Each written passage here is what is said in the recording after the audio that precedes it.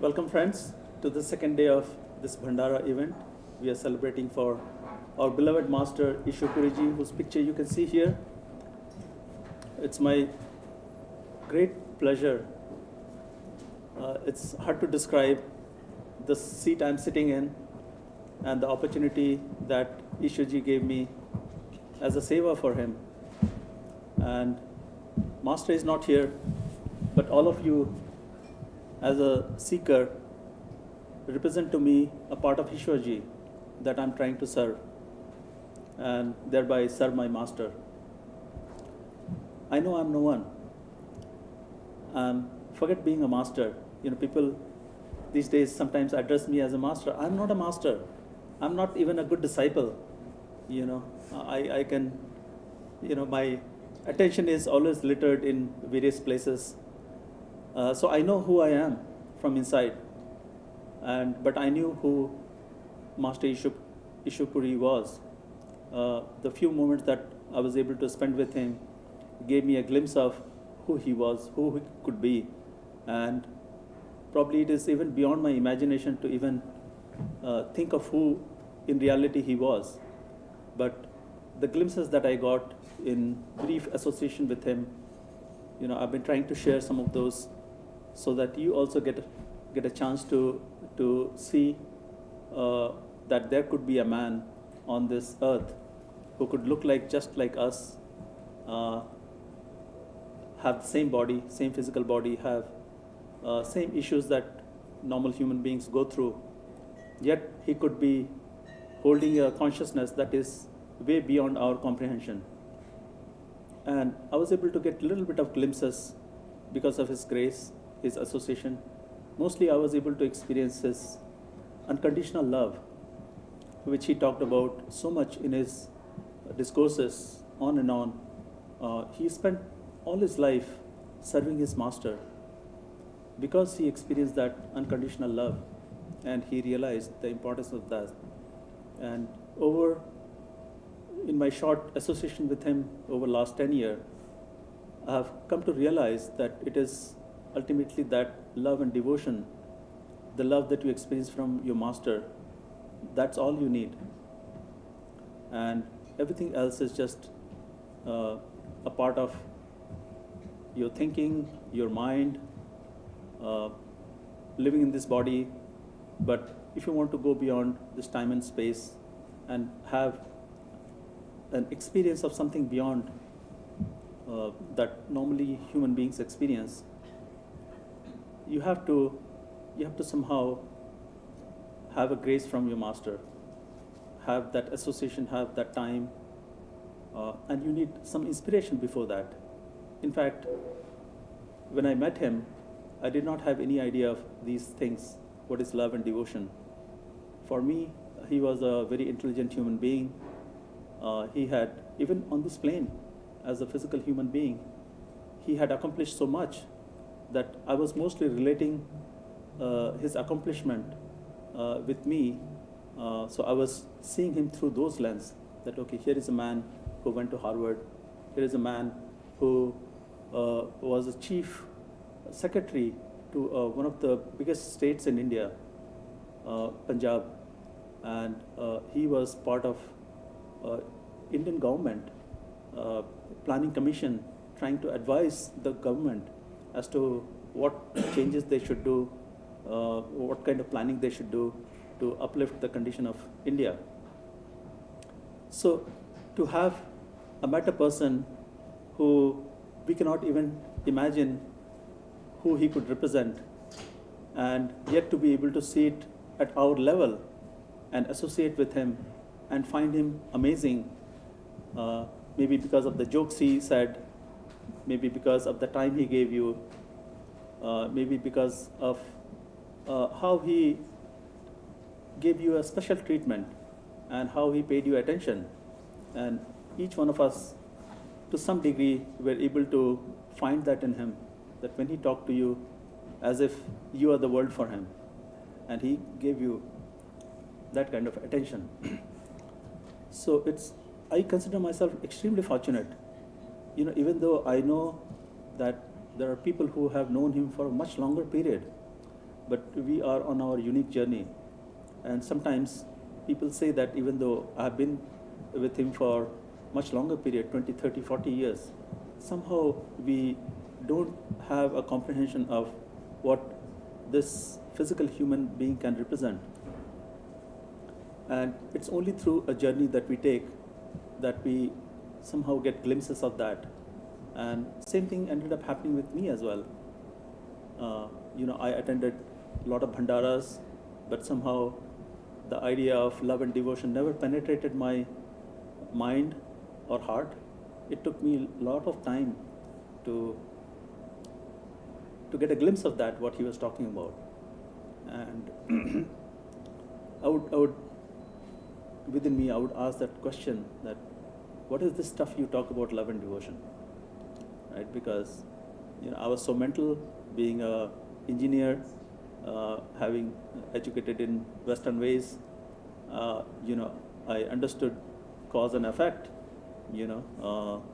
Living in this world is all about planning things and seeing it to fruition. You can get result because of your hard work, because of what you want to do. If you set your mind to it, you can do it.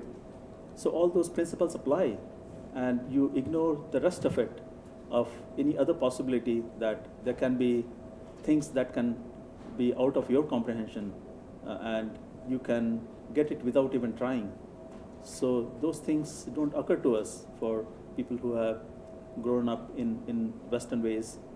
But if you talk to people who are not so educated, or people who just have faith somehow, inner faith, it's not because somebody has told them to have faith, but somehow people are born with it. If you talk to them, they'll be willing to trust anyone. If you tell them something, they would immediately believe. They won't have any reason to disbelieve. And somehow they're better suited to also believe on somebody. If you told them that this person who just looks like us can crack wonderful jokes, and yet be representing that Almighty God. He is part of that. He is one with that. But yet He is walking amongst us. And those people who have that faith somehow immediately believe. They never question that. But here I was, after associating with him for quite some time, I never could understand in my heart that what is this love and devotion he was talking about all the time. And I would attend Bhandaras, I would see people crying. People, as soon as they saw him, they would burst into tears, right? And I would see my family doing that. I could not understand, And but as I listened to him more and more, that thing bothered me. That I was mental, I understood things, I had the capacity to work on it and make myself understand. But, how can you understand love, right? So, but as I was trying to do yesterday, through sharing some of my own personal stories that can be inspiring to people, and evoke some emotions in them, evoke love and devotion in them. So I'll also try to share a little bit of story and maybe combine it with, or juxtapose it with some other stories of great master and his master and other masters, to just keep us on this track of finding ourselves within our physical body and keep his message alive. As I was saying yesterday, that masters don't want, at least some of the masters have explicitly said that I do not want any memory of them created in this world. No mausoleum created, no statues created in their name. They understand that the world that we are living in is very temporary, including us. We have an extremely short lifetime in comparison to the life of this universe. And according to a lot of Indian texts, that this creation is constantly ongoing. The fact that something is created that means something will have finite life. It's not infinite. At some point it'll get dissolved. So the cycle of creation and dissolution is perpetual. Scientists try to find out when did the universe get created. So through the current instruments, they figured out that it was 14, 15 billion years back. That's when this creation happened. But then they're never satisfied. So what was it before that? So if suddenly universe came into existence and it lasted for 14 billion years, what was there before that? Was there still a time before that? There's no way to comprehend that. We haven't built the instruments yet that can see beyond time. So if the time existed for only 14 billion years, there must be something else, because our whole existence is about time, dependent on time. And the question, we cannot even bring up the right question to ask as to what was before that time. And mind gets confused. So our life is very short. And Master's life is also short. So Master's statues, the physical objects that we talk about, those are also short. Everything that is in physical reality, goes away. There is nothing that can live forever. Anything that is created by its nature, the fact that it can be created, it has that other aspect that it will get destroyed, it will get dissolved. So Masters tell us that don't build things in my name. He wants to reside in our heart, right? And that is the proper place for Master. So Masters have said, remember my message. That's the best way to offer everything that we have. That's the best way to share with others. That's the best way to recall him, remember him, and pay our tribute.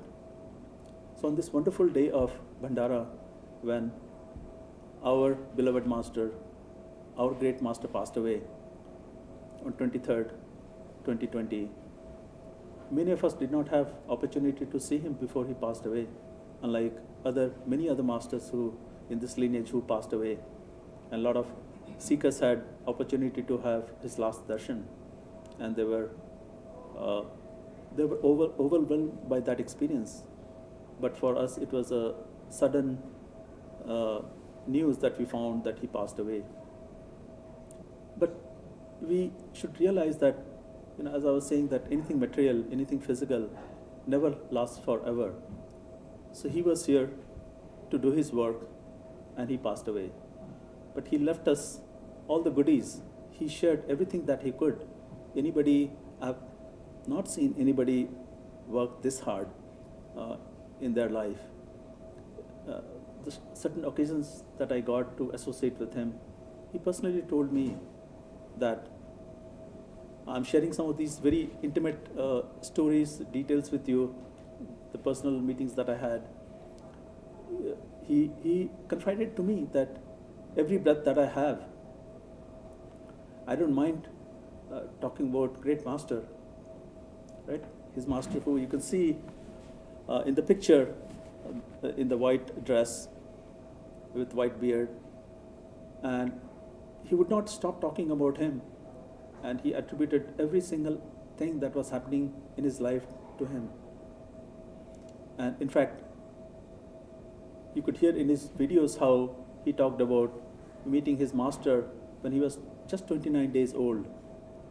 Since that time, he has associated with Great Master, and even after passing, when Great Master passed away, for him, he was still alive. He could see him in his radiance, and he was never alone. He in fact talked about celebrating Bhandara when there was nobody, yet he was never alone, because he always had that another person, his Master, with him.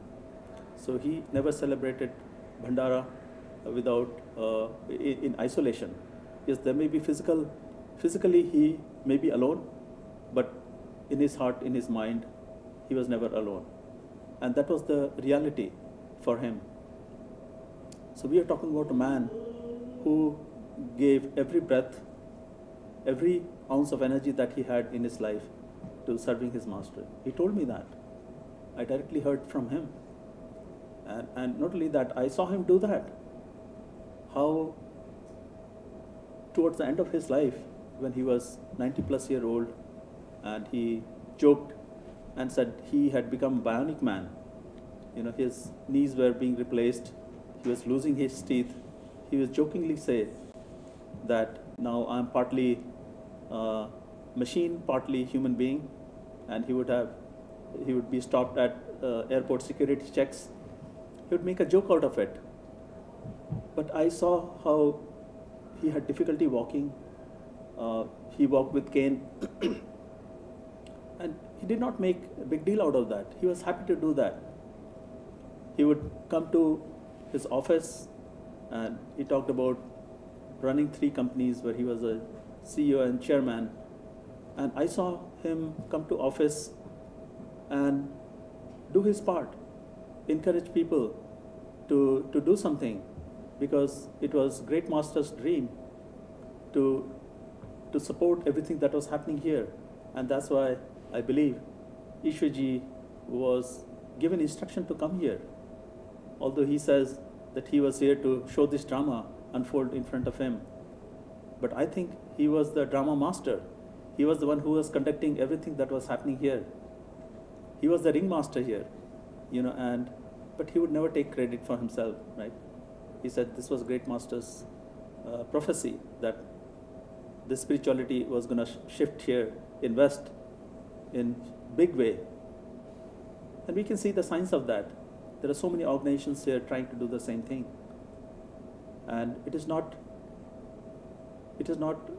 one person who does the job, but we are supporting him.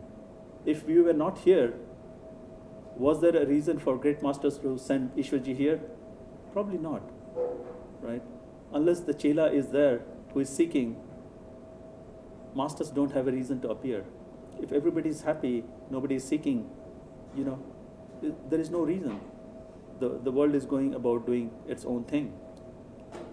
So, but this man who met his master when he was 29 days old and kept serving him even after great master passed away, till he had his last breath, which he confided to me that he is willing to give everything that he has because he got everything from his master. So we are talking about that man who had personally experienced everything that great master had promised. He had talked about philosopher's stone, that is changed from a normal stone to a philosopher's stone, or from iron to a philosopher's stone. So his great master turned him into another great master just like him. So we are talking about that man who was here, who walked amongst us, who made us friend. He held our hand. For some of us, he gave initiation. He gave his life to serving us. Right? He was serving his master, and at the same time he was serving us. He was doing everything that he had in his capacity, in physical ways and in other ways. We can only recognize the physical things that he was doing. I could only see the physical effort that he was putting. And I was able to get a little bit of glimpses of non-physical aspect of things that he was trying to do by associating with us.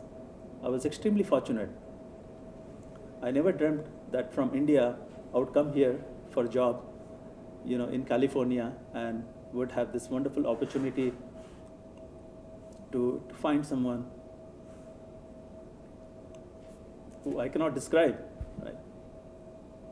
So I was able to experience that shade of love that he talked about so many times, how he experienced from his master. And not that he did not try in other ways. He was challenged by a great master to find something else better, and he took upon that challenge. And he tried converting to different religions and experienced all of it. And after, I've never seen anybody, I had only heard of people who were so dedicated to finding a truth. And I knew of only master that lived some 200 years back. And that was inspiring to me. But that was, for me, that was just a story, of somebody who might have done that. There was, other than some written books, it was hard to verify. But I had a little bit of belief in that. And with that belief, I ran into somebody who actually practiced it. He talked about it, going on different trips, converting into different religions, trying various kind of yogas, and then finding, and he talked about his experience with Sai Baba, one of those masters who could show miracles of materializing things that are of value, and making you realize that he has something tangible. And yet, even after experiencing that from this great Swami, who had accomplished definitely something, who could materialize things out of thin air, yet somehow he felt there was a vacuum, and he tried to compare what he got from great master and compared it with what he was getting somewhere outside by practicing different kind of yoga and meeting different kind of masters in his life.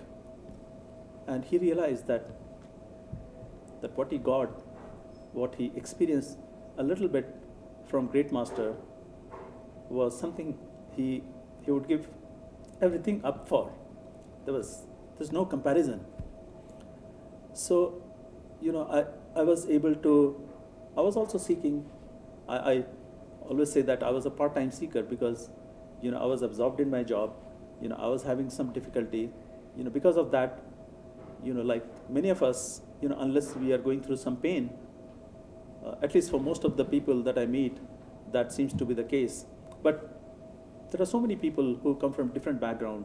Sometimes we grew up in the family that follows a particular path, so we end up following, like Ishwarji did. But he was challenged to seek something else as well. So we come from different path, and here I was trying to practice or pay attention to my job and trying to grow in my career. And so my attention was focused on that.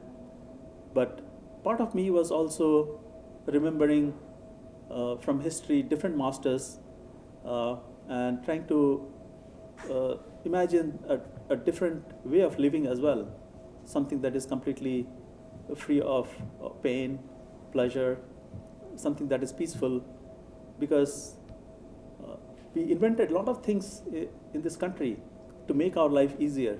We have all kind of amenities, that you can't find in Eastern countries, but somehow we are not satisfied at the end of the day. We have so much medical inventions that have happened to take care of different kind of illness.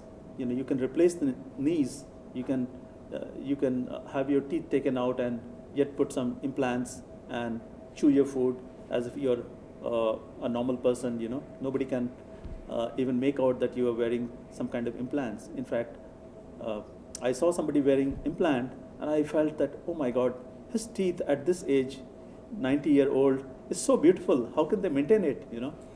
So it can give you a strange or incorrect sense of reality, and make you feel outwardly good, but in your core you don't feel as happy as you want to. There is always a part of us, when we are in touch with it, it tells you, as if it's a compass, it tells you whether you are truly happy or not, or you are seeking something else. So maybe part of me was also doing that at the same time. I would always refer back to some old spiritual books and would try to read them. So I had some seeking like that going on, and fortunately, I ran into Ishwarji's video, and through that, my life started changing. So I was sharing some of those stories yesterday, and I think I left it off at, let's see, yeah, I was, I had a great opportunity to meet Ishwarji at London, and he committed that he would spend breakfast and dinner and lunch and a lot of time with us. So we were so thrilled. We were on cloud nine, as they say. We were happy, and we could not believe our luck that here is this person who has been in company of so many masters, great master, and been from Vyas, and such a spiritual man, a man of this world, who has been in such elite positions. He has been judge. He has been top of the most organizations that I haven't even heard names of. Every time I find out that wow, Ishwarji managed this organization, he was at the top of that organization, it surprised me. So I heard that he was managing Food Corporation of India, and so it surprised me. Through his discourse, I found out that he also acted like a judge. So he held a position of judge where he had to look at the cases in front of him and adjudicate them, make a decision on them. So, and it still baffles me when I hear stories from different satsangis that this is how they were seeking and what impressed them about Ishwarji. So when I hear personal anecdotes, it really inspires me. I get charged again that, okay, over time somehow I forget some of the intimate stories, some what seems like miracle, happen to people, it fades in the background. So I love refreshing some of those things and recharging myself and go back to meditating. But I've realized that meditation is hard. It's not for everyone. So I, with little bit of wisdom, I try to fall back on letting him drive. And I was, those of you who are watching on YouTube might have seen in the beginning, I shared some pictures. Those sitting here probably did not see it. I can share that with you at the end of the session today. This was in last Mitti Seva we had in Bruce, and that was a wonderful event. And we were so pumped up. I felt, a lot of people felt a presence of masters there because how charged it was. We experienced grace falling that day in terms of actual rain, and we were remembering great master Huzur Maharaj Baba Sawan Singh Ji. We got to experience multiple rainbows on that day and a huge shower. So just the fact that we were associating everything that was happening around us and our attention was completely focused on masters, that uplifted us. It took us away from the physical surrounding that we were trapped in all the time. So momentarily we forgot about everything.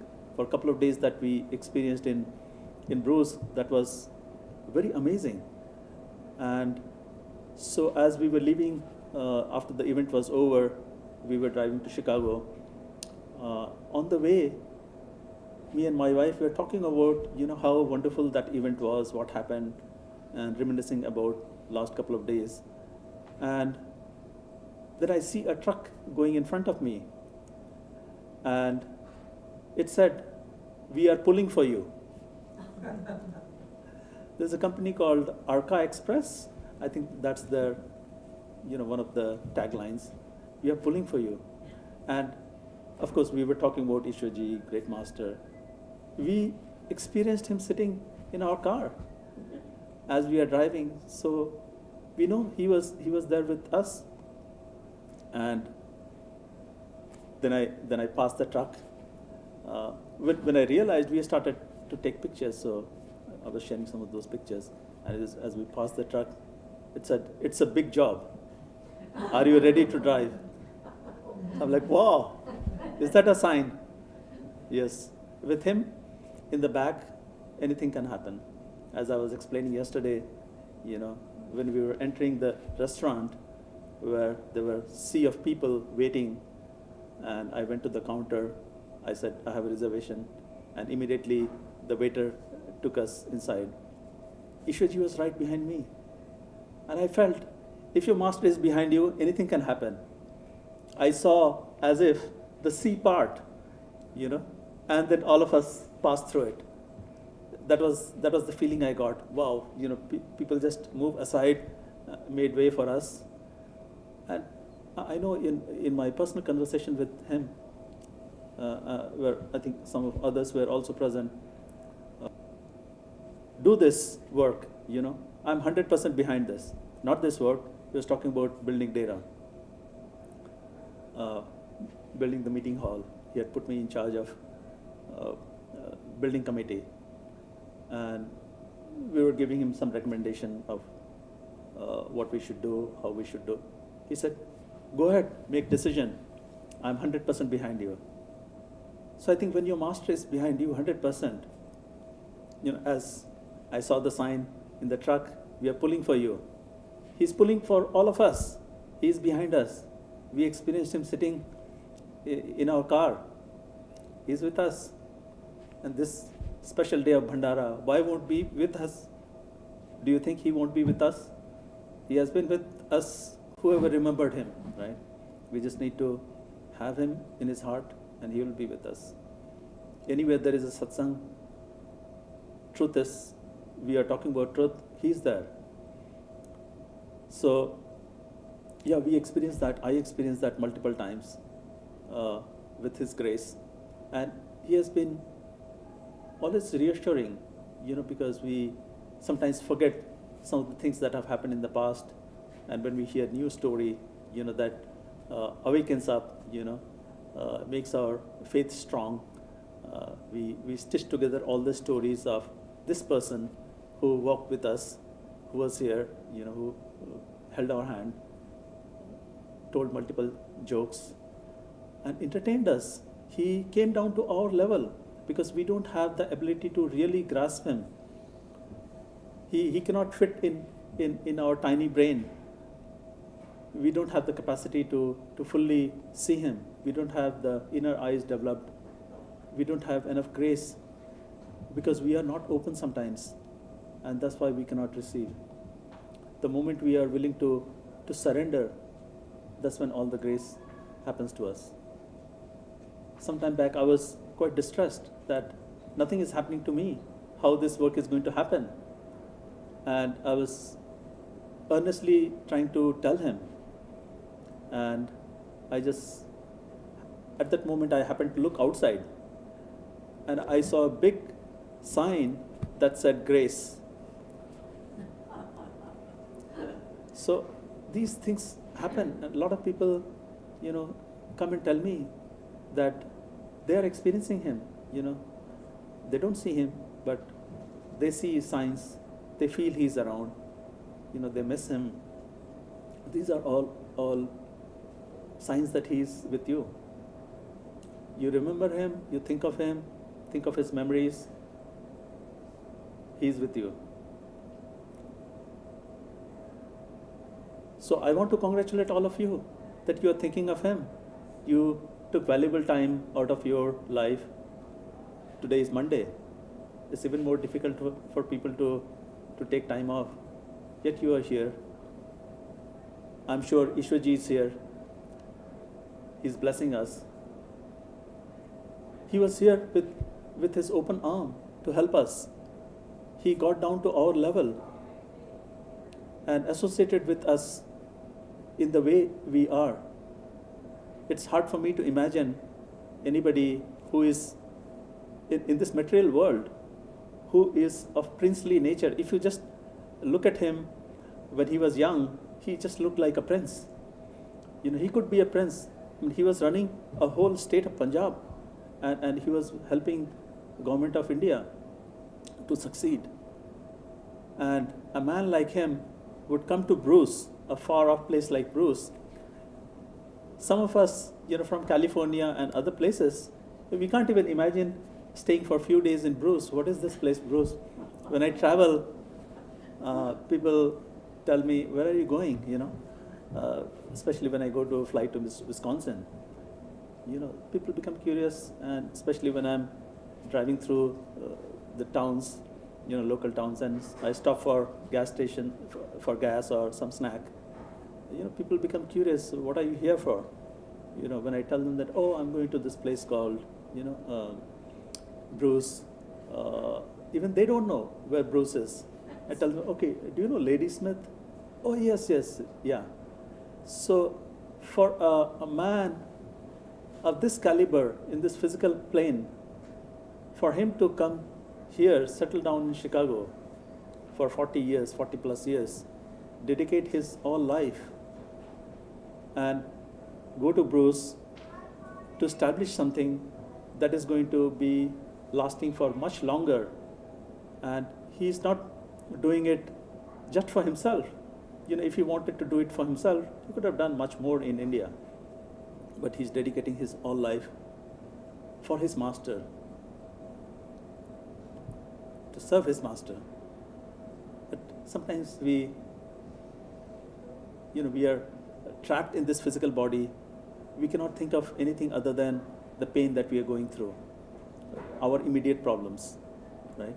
And in a way, those immediate problems are also a blessing, that this compels us to think of something else, how to get rid of that problem.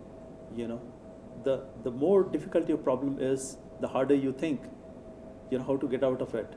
So sometimes it comes as a blessing, and especially knowing that great masters come here and to help us, because our time is over. It's just limited amount of time that we are going to spend, maybe few lives, taking care of all our karma. So we should be happy that we are on our way to getting rid of all this misery. Maybe for some of us it's misery, some of us it's extreme curiosity of trying to understand how this whole world works. Is there a God? Who is running this show? There doesn't seem to be anybody who is in charge. Things are randomly happening. But yet, you look up in the sky, there are billions of stars, trillions of stars. Scientists tell us that there are more stars or heavenly bodies than the grain of sand that we can find in the beach. It's unfathomable. For it to just happen like this, human beings are so tiny in comparison, in terms of the amount of time we live on this planet and in terms of the size, So it's difficult to imagine that anybody can comprehend the nature of the reality itself. And then there are people who talk about the realities that we cannot even see with the physical instruments. Our eyes can only see so far. Our memory can only last so long. We can barely remember what happened a month back. Sometimes we can't even remember where our keys are, or what breakfast we ate, and things of that nature. We are always limited. And yet, masters associate with us. They understand our limitation. They get down to our level and they explain to us. They have friendship with us. They extend their hand. They tell you simple things that captivate us. Ishwarji extended his hand to me and said, I was touched by what you wrote to me. I don't think an engineer or a PhD could say anything like that would make me so emotional, right?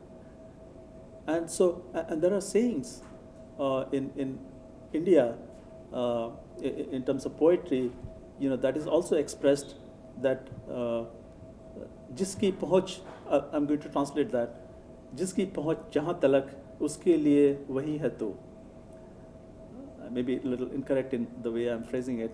What it means is, whatever level somebody is at, masters come down to that level and show themselves, and they make friends. This is even expressed in terms of Sufi or devotional poetry, that it is well known that we don't have the capacity to escape out of this place. It is with somebody else's kindness, generosity, that we are uplifted. And it is through that kindness that we can get out of this place. But because we are in this material plane, we are confined in this body, we maintain a particular identity, we cannot grasp that concept that there is somebody who has so much higher awareness that that we just treat them as a normal being, maybe slightly more educated, slightly better equipped, uh, slightly better equipped to understand what's happening in the world. Maybe somebody has held bigger positions and can talk about various things. Maybe somebody has better memory. That's what we end up thinking. But if you read the incidents of Master's life, you would realize that sometimes they have shared other things with people as well, and where they have given a glimpse of their other personality or other aspect that is beyond our reach, that we cannot comprehend. Like the story that I was sharing yesterday about Baba Jaimal Singh Ji, how at the time of initiation he took upon karma of 7 lives of spending time in hell, being burnt by Kal. We don't even know what Kal is. We cannot imagine. So those kind of glimpses we only hear through stories, and sometimes Master's kindness, if he's willing to share some of those stories. And Ishwarji did at times share some of those things.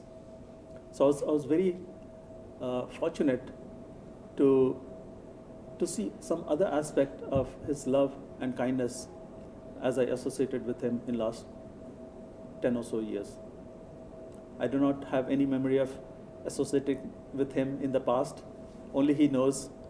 I think he knew me, I believe, and I sensed it. But I can only share, few things he shared with me. Certain things he told me in confidence, but I'll share as much as I can as an inspiration and as sharing some of the incidents on this day. So he gave my family a lot of time in London. He said that I'm going to have breakfast. So we were so excited. Right sharp 8 o'clock in the morning, we met him. And so he wanted to know us. I'm sure he knew us, but at a physical plane, he wanted to ask the, normal questions when two people associate. So, and the previous night we had already told him a few things, but he wanted to hear from me and my wife. So he, as a curious person, he was asking us, what do you like most about my lectures? And we're surprised, Come on, this man would know, why we are not the only one who attends his lectures. But he wanted to really hear from us. What is it that was so attractive about his lecture? So I gave my answer. I said, the way you explain things in such a simple way, is so attractive. Within 5 minutes, I was just captivated. And the analogies that you give, that this is a practical path. You talk about going to Maui, going on vacation. But he said, unless you take that journey, unless you book your flight, unless you take the flight, unless you go there, you'll just keep talking about Maui. Other masters have said that, you cannot describe what sweet tastes like. You can just make analogies that, okay, sweet is like this, it makes you feel good, you'll say, nice, but you cannot really comprehend. And there are so many flavors of sweet. So it's like that. So in our feeble ways, we tried to tell him, and he shared so many anecdotes about his life with us in that 1 hour breakfast we had. He said that great master has given me everything. And he said one time, that he was trying to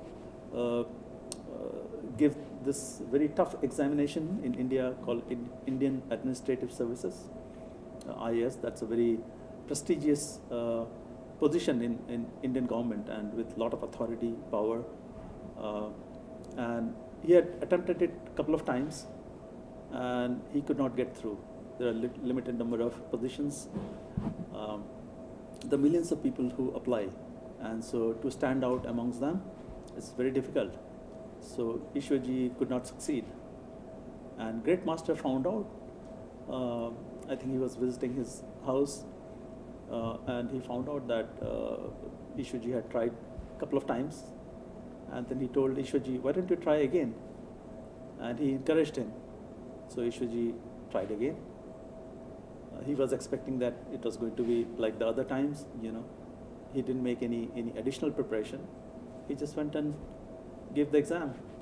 And I have, taken some other difficult exams, and I know how difficult this can be, where even more participants, try to qualify for this exam. So it was truly remarkable that he came second, and according to Ishwarji, it was all Great Master's grace. And he recounted other stories of how he was heading these large organizations, and without having any knowledge, any preparation for that, but he could see that it was Great Master who was doing everything, and there was no way him as a person, Ishwar Puri, could do anything like that. There were 50 heads of states reporting to him. There were heads of multiple hundreds of organizations that were reporting to him. He didn't know what was the right question to ask, yet he would say something and get the right response. And people revered him. He was one of the best administrators in India. And so he went through so many anecdotes, what seemed like a very trivial, simple nature, anecdotes. Yet I was constantly reminding myself, here is this man, who has accomplished everything that is there to accomplish as a normal human being, power of authority in government, he could make a lot of money, he could run states. He has given up everything in India. He's here, and he's sitting with us having breakfast. And once in a while we would see that couple of satsangis would peek by, and they look at us having breakfast. And so I was constantly reminding myself and seeing him as just a friend, a normal human being, yet attending to us, and we were trying to help, prepare some tea for him.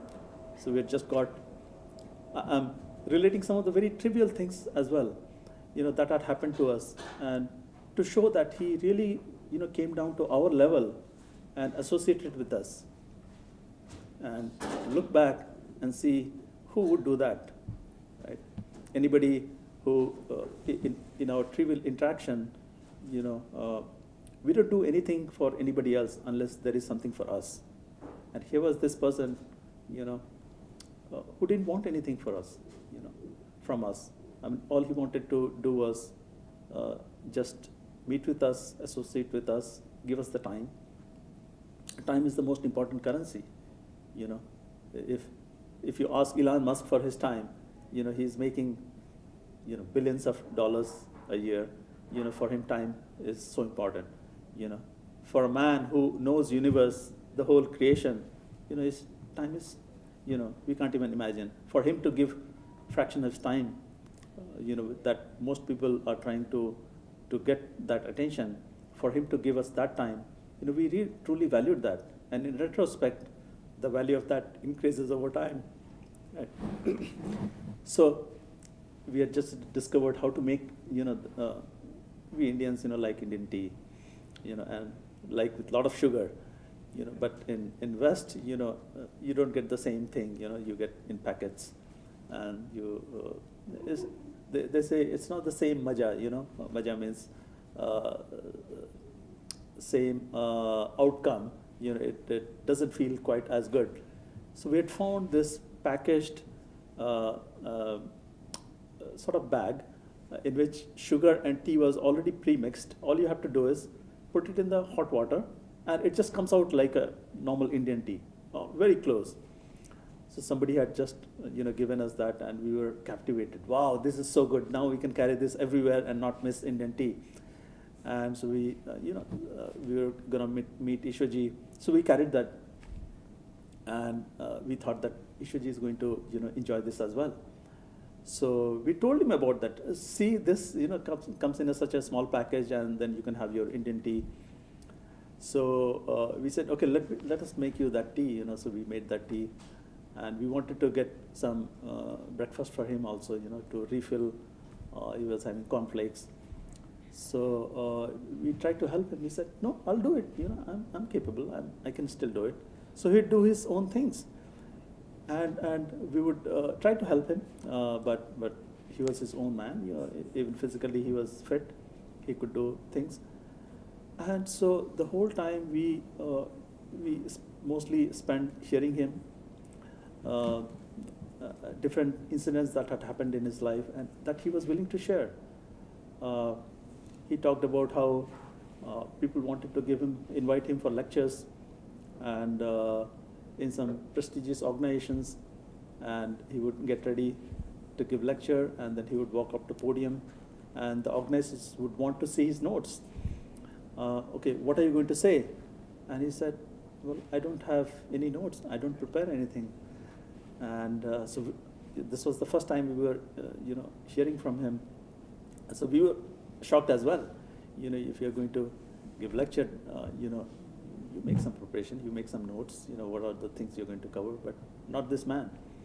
So he said they were not going to allow me to go give a lecture, unless they saw a note, what I was going to talk about.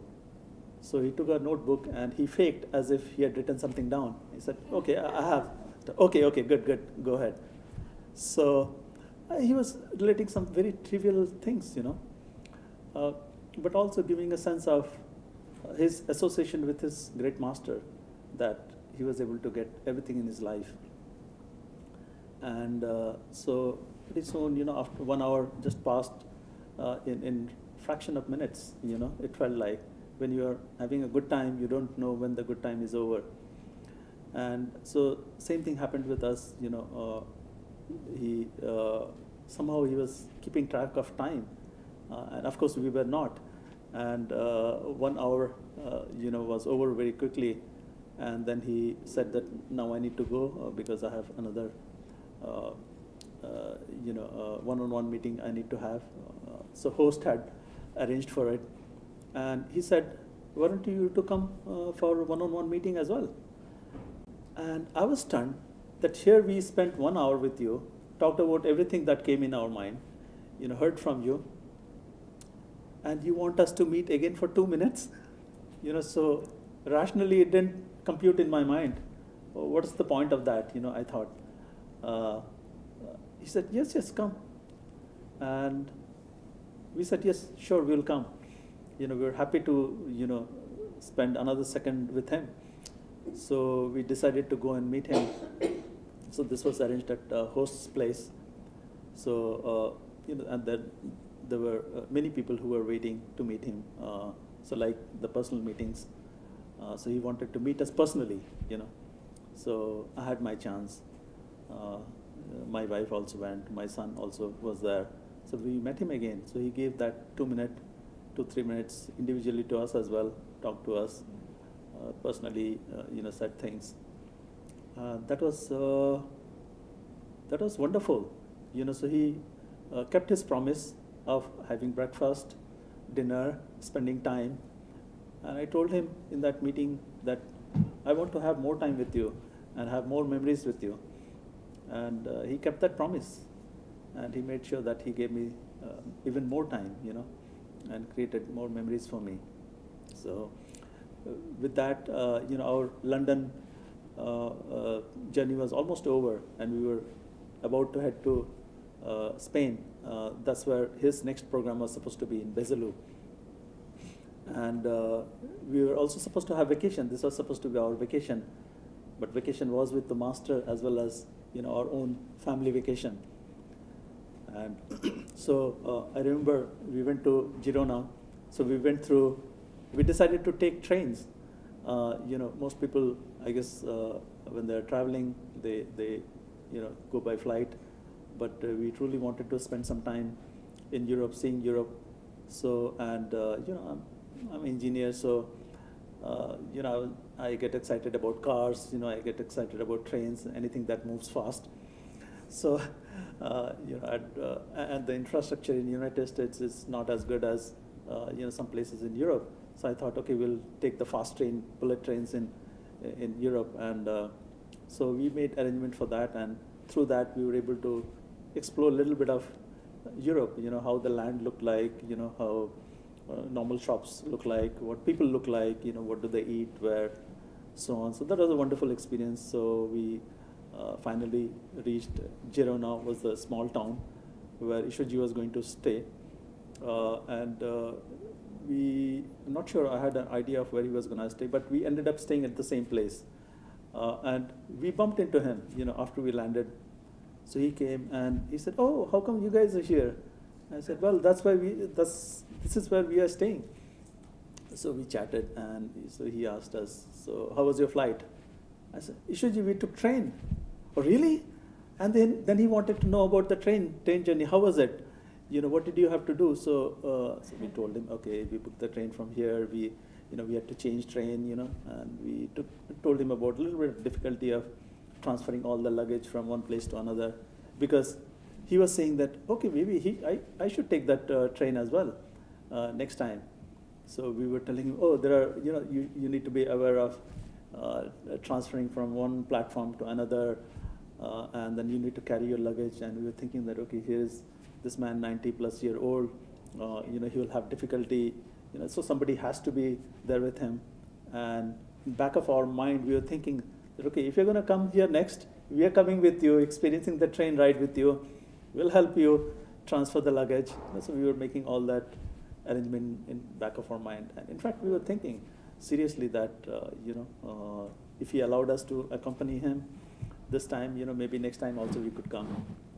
So anyway, we talked to him, and soon after, Toshiji also came, and then we had to go to our room. He went to his room, and we would bump into him in that small town when he's having dinner with some friends, and we happen to also go to the same restaurant, and then we'll be a little embarrassed that, okay, we are, we'd see him through the window, wave at him. He's having dinner, with somebody, and we'll feel embarrassed that, oh, we should not have done that. But we're so excited, like child, and so that was quite fun. And we went to his lecture in Bezilu, and we were in such a, when Master offers you so much time, you forget everything, and you are constantly reminded of him, and also, what kind of sacrifice they're making in their personal life, right? So physically, we could see him, in difficult situations sometimes, that he needed help. Sometimes that's why we do seva, carry his things, physical belongings. We offer him ride. We do whatever we can in our little ways as an offering, as our devotion. So I was also thinking that here is a man who gave everything up. That constantly reminded me that these masters who are image of God himself, they decide to take a human birth, and in time they become master, and they take us all back to merge with the unity, the Creator. They are here for that job, and I'm meeting this man because at our level we can't comprehend, but we can look at from history books and their lectures what other masters do. They never talk about themselves, but they said, this is what my master did, great master did, and they are one with unity, the Creator. So, I was constantly reminding myself that, okay, he's not a physical being. He appears like a nice uncle, grandfather, nice friend, he's so much more. And because we forget. So, and we wanted in our little ways like children, help him do his chores.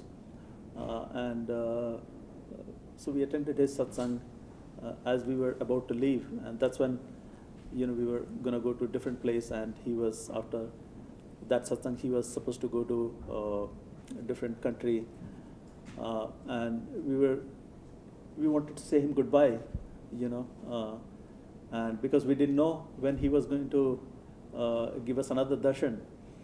But we could see that he needed help somehow, and so while seeing him goodbye, we said, we'll take care of you, don't worry, So just imagine, our hubris, confidence, that we wanted to take care of him, that's, so he said, why will you take care of me? I'll take care of you, and this was my wife actually, who said that. Then the argument happened, who is going to take care of whom, and there was a big drama, there's a loud, Indians talking, expressing themselves, as if people are thinking that there's a fight that is about to erupt between a master and somebody else, so yeah, my wife can be forceful. And okay, I'll find out later.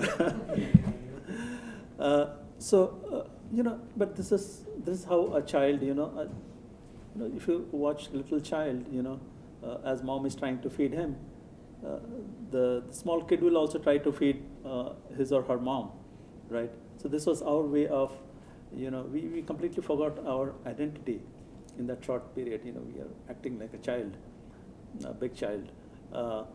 So that, event got over, we went our way, and we went back to California, and, the normal routine kicked in.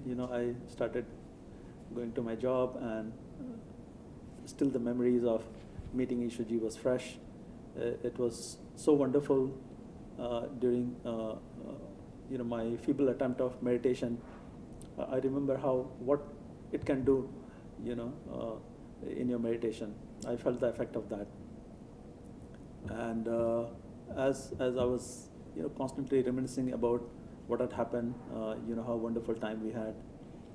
As I was going back from my office, end of the day, I'm driving back home, and I just saw a voicemail pop up on my phone. And I thought, okay, I didn't hear anybody call me. Maybe I missed it somehow, because I was just leaving the office. And so I'm sitting in my car, I play the voicemail, and I hear Ishwarji's voice.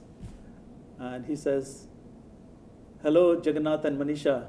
This is Ishwar Puri. I'm going to be in Mount Madonna for IMR, and I wanted to give you a surprise. And I'm going to visit your home, beautiful home, and we'll give you a surprise. We'll talk to you about many things. We'll see you soon. And I cannot describe the feeling that I got. I almost, stopped the car. I was on the highway, and I didn't know what I was doing. I was fumbling with my phone. I was trying to dial my wife, and then finally told her. And then we got some more information later on when he was going to be here. We knew the IMR schedule, and we started planning, what would happen, how it would be like to host him. We just could not believe our luck that a man, a prince, a god himself, the master of this universe in this limited body, himself decided to come to our place, grace our place, and give us opportunity to serve him, right? So we were very lucky. So we were of course thrilled. We made a lot of plans, and I know we have limited time, so I'll get to the best parts of it maybe, and leave the rest for other occasions. So we, on that day when he was supposed to come to our home, we went to this place called Mount Madonna. It's on the mountains of Santa Cruz. It's a beautiful place. There are a lot of cottages. We went to pick him up, and we picked him up. After that, we went for lunch, also with a lot of satsangis, and we drove him back to our house. And we had, this was an extremely special occasion for us. So we thought, how can we enhance that experience for him? and we ended up renting a very high-end car, Range Rover. He talked about back in India when he was serving in Indian administrative service, and he had received Dalai Lama, and he would take Dalai Lama in his Land Rover.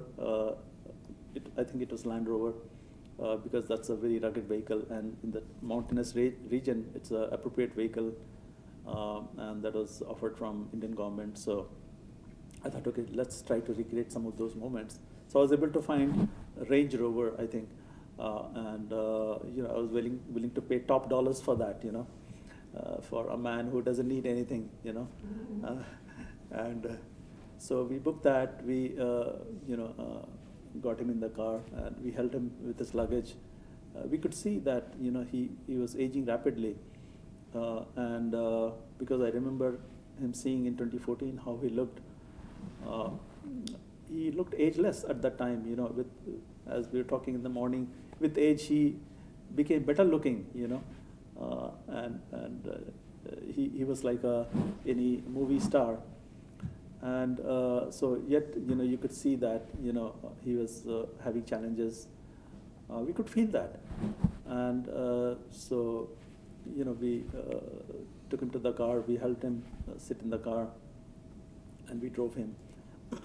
And as I was driving him, I was so conscious of the fact that this person is sitting next to me, my master, beloved, for whom I'm willing to do anything, He just need to ask.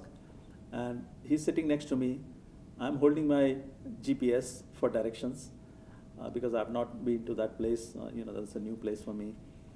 The restaurant that we had gone to, and so I'm looking at the GPS, I'm talking to him. My family is in the back. I'm trying to pay attention to the exit signs and various folks on the highway, and my GPS is falling down sometimes. There's no proper place to rest. So much distraction happening, keeping track of all the conversation that is in parallel happening. I was losing my mind almost, and also trying to narrate some story along the way. That Ishwarji, this is what happened, we had booked this car for you, to recreate that magical moments that you spent time with Dalai Lama, and so on. He appreciated those things. So all that is happening, and, I'm missing my exit, and Ishwarji says to my wife and son, does Jagannath know how to drive? Am I okay? And he's holding on to, the grip in the car, And so he was joking, and along the way he was asking so many questions like, Jagannath, do you think I should buy the new iPhone model that is about to come out, Model 10? What do you think about that? I'm like, oh wow, that's a great question. I said, well, Ishwarji, there are some good features in that. I think it's worth buying it, So, and then my son chimes in that, yes, you should buy. The camera is better. It has so much resolution, and so on. And so then he asked, okay, what is this cloud that I hear about? What does that cloud mean? It has cloud technology. Then I explained to him, oh, Ishwarji, we have this simple computer at home, and then there are even bigger computer. But you cannot keep it at home. So I try to give some explanation.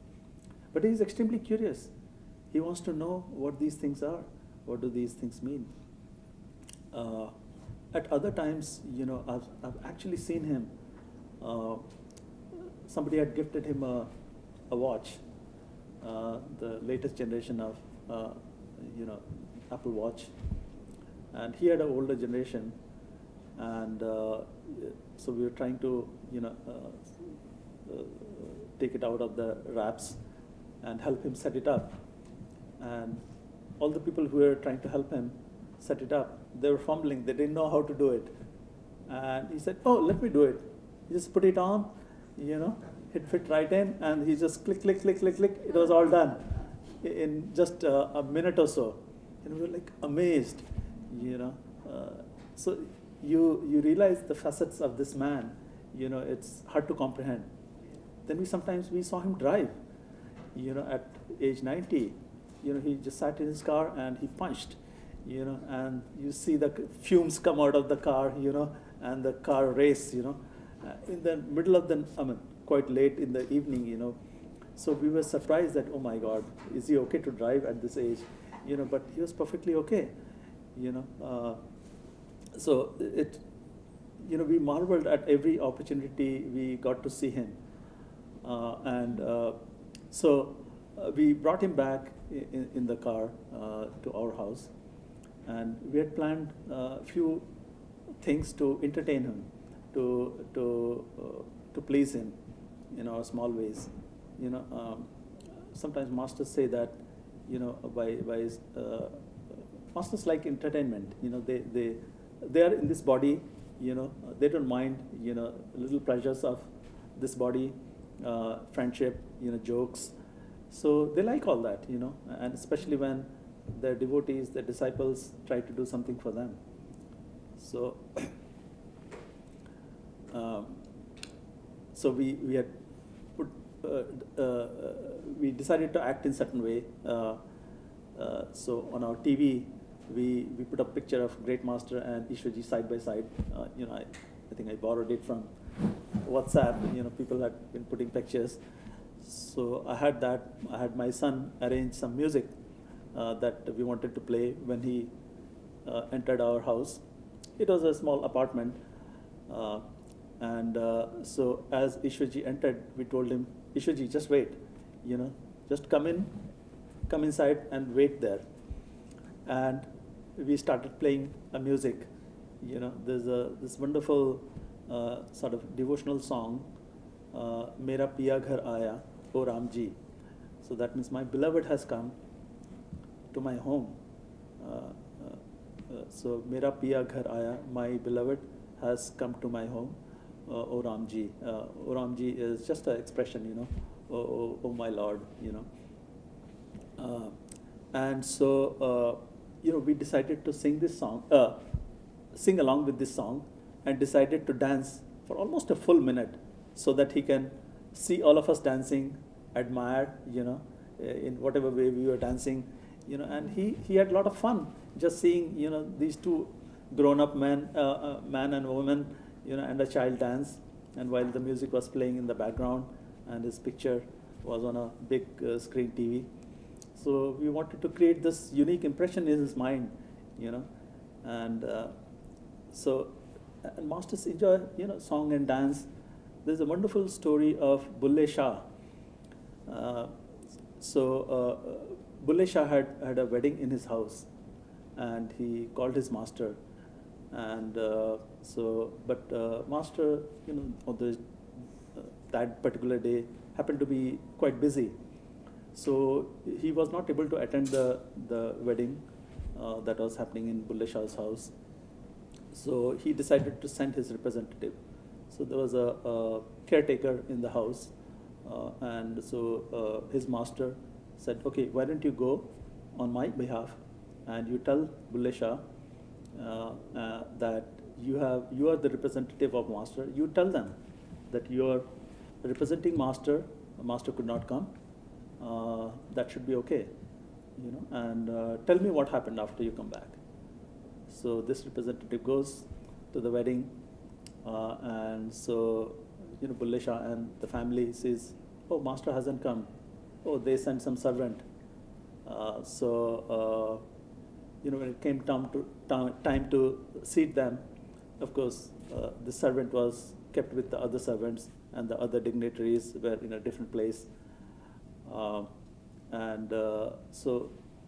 the function gets over, and the servant goes back to his to the master and reports back. And so master asks him, so how was the function? He said, yeah, it was good. And did they treat you well? Yes, they treated me well. Did they treat you like they would treat me? I said, no, master. How can they treat me like you? You are master, and I'm a servant. So I was kept with the other servants, which was my proper place. But master said, did you tell them that you are representing me? And the servant said, yes, I did tell them. And yet they treated you like that. They should have recognized that you are representing me, not a servant, not you. You are going in my place. So they did not treat you well. And Bulle Shah later found out that he did not treat him well. He was, although it was not him, but his family members, were not aware that this servant is not a servant, but he is a representative of the master, and they should have been treating him well, like a master. So he realized that mistake, and he came running back. He wanted to see the master, but master would not see him. And Bulle Shah was, tormented for a long time. He would try to meet his master, but master would not give him any time. He would not be let in at all to even come close to the master. So of course it tormented him. So he found an opportunity to somehow get in there. And so there was a wedding in the master's house. And it was a custom in those days to, have a lot of entertainment, when you have marriage going on, a lot of music and party and various things. So in those days, it was customary to have dancing girls come to entertain the guests. So what Bulle Shah did was, he dressed up as one of those dancing girls and started dancing, started entertaining in front of the guests. And he was dancing. And of course, master saw, who is that man? Who is that person that looks like a woman, but he's not a woman? So he called him, come here, come here. Are you Bulle Shah? And he comes close and says, yes, I'm Bulle Shah. I'd forgotten you. So, and then master tells him that, okay, I forgave you. And they embraced each other. And Bulle Shah started dancing. Right? So, masters enjoy dancing. So we thought that, it will be a great occasion, now that he has given us grace to come to our house, we should dance for him. So we did dance. And that ended up creating beautiful memory for us, and that day he was awake. Probably his day started quite early on. Must have been 7, 8 in the morning. He gave a discourse. So that was the last day of IMR. And after that, we had went to pick him up. He had, in the morning, he narrated so many stories to us about his challenges when partition took place, and how great master sort of saved him. So partition had just started taking place, and there was a lot of riots going on, and he had left all his belongings in Lahore. That's where he was born, and he wanted to go back to pick up all his things. He had a lot of books. He was studying homeopathy and various other books, and everything that I was practicing was there. So he wanted to go back and pick up those things. And great master told him, don't go back. Don't try to retrieve those things. You can rebuild everything here. I'm going to give you a place where you can practice. And so he advised him not to go back. There were other people who were also advised the same way. But they decided to still take that chance and go to different towns and bring their family or do whatever. And a lot of them lost their life in the process. It was extremely difficult challenge to come back, and Ishuji's family somehow came back to Byas with great master's blessing. So he narrated some of those very personal stories with us. And so his day, although it started quite early, and throughout the day he was associating with people, answering them, talking to them, entertaining them with his jokes. And while driving, he was talking to us. When he reached our house, he spent probably from 3, 4 o'clock all the way to 9 o'clock. he was the one, he was talking most of the time. He was telling me about his whole life that he has spent here.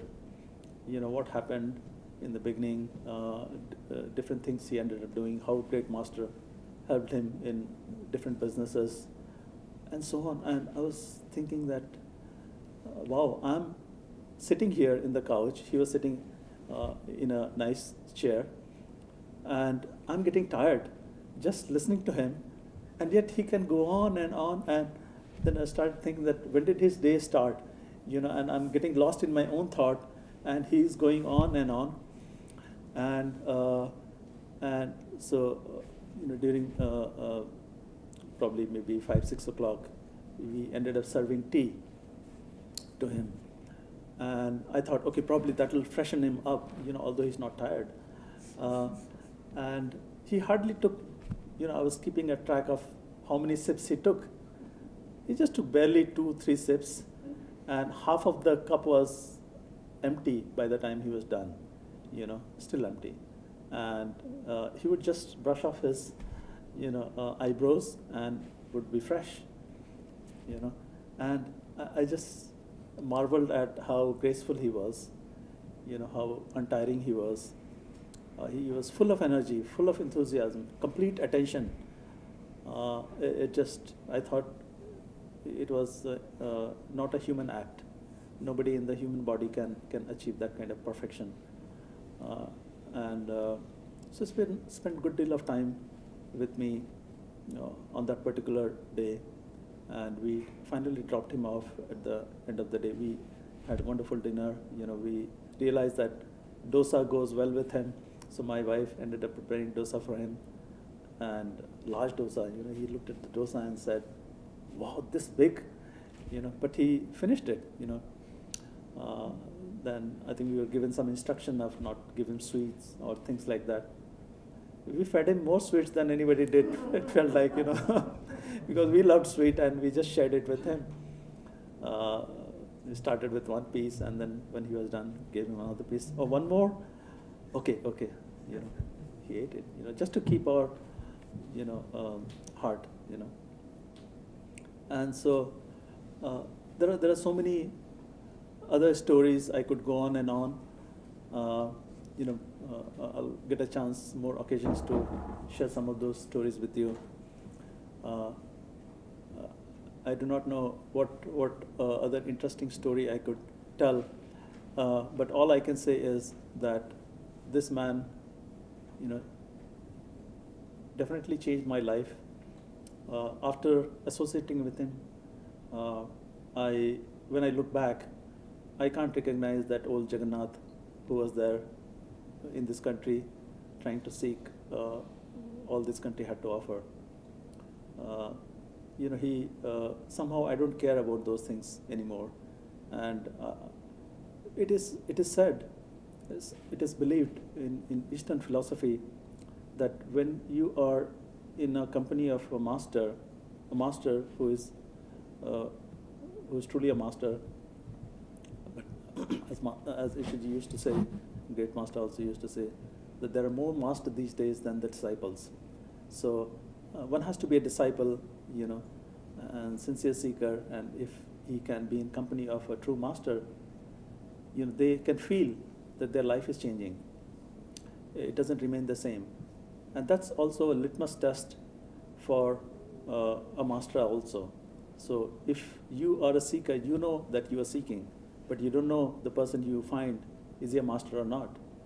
But the test is that if things start changing for you, not because master is, you know, taking your things, you know, or asking for donation, or asking for a lot of money for himself, but you know, if things around you start changing, circumstances change, things become better or worse, or something is happening that's making you critical, aware of what's going on. You know, you need to do something. It's mostly positive, you know, circumstances change, it get better, you get more insight. That's a test that, okay, you are in a good company, you know. So you can begin to, you are in the right direction, you are being guided. So looking back, I feel that I cannot recognize myself as the same person who came here in this country to achieve many things, mostly make money, have a career, have a good life, have a lot of cars, houses, and all the trivial things that anybody wants to have a good life. But somehow it changes you from inside. You don't care for those things, you care for something else. And I was extremely fortunate to be given that chance, given opportunity, call it through the fate or through the grace, and I was able to have that glimpse of experience that I don't think I could have had without Ishwarji being in my life somehow. And on this special day, I think the best we can do is remember him, remember why he was here, remember the fact that these masters give up their life to serve humanity, serve their master, and do something that will make their life easy, which is basically serve them through, there are so many ways to serve him, and we can serve him through donations, money, but that's only, and masters have recognized that that's a very limited form of seva. But there are other ways to serve him. You can help with his body. We can help him by doing a physical seva, like sevadas that have done a lot of seva in last couple of days. I also want to take this opportunity to actually commend and thank everyone who participated in making this program successful in whatever ways, small, big ways. It doesn't matter. Seva is seva at the end of the day. But masters have given some emphasis, some categorization of what different kind of seva is. So we can do a manual seva, serve other sevadas, and then we can also serve through meditation. That reminds me that Ishwarji, in one of the London meetings, he somehow was telling me that you should act in a way that is selfless. And he quoted one of the verses from Bhagavad Gita, and it says, Yogascha karmashu kaushalam. That means yoga or meditation, you can say, is like acting in a perfect way through your work. So depending on whatever ability you have, whatever capability you have, you give your best, you give your 100% with proficiency, with all the skill that you have. That is yoga. And later on I found out that the same motto is part of Indian Administrative Service. That's one of the mottos. So it's encouraging people to act in a way that fully expresses their capability. And at a spiritual level, they say, and Bhagavad Gita also says, that when you act in a way where you don't expect any result back for yourself. And that is the true seva. So one of the seva is you're meditating, but you're not meditating for getting a result back. But you're meditating because Master had asked you to do this practice. Meditate. You do your part. Don't expect anything in return. So if nothing happens, that was his wish. If anything happens, it was his wish. You're just doing what he wanted. So that's the way to perform seva for the Master. With this, I'm going to end the program today. We will have Prasad, and later on we'll have a Zoom session where people, if they want to say a few things and give an offering to Ishwarji, they're welcome. And I wanted to thank all of you who are watching me and have come here, took time off on this very important day to celebrate our great master, beloved master Ishwar Puri ji's Bhandara. We all miss him, but we also remember what he did for us and for the whole humanity. and all the seekers in this country. Thank you so much.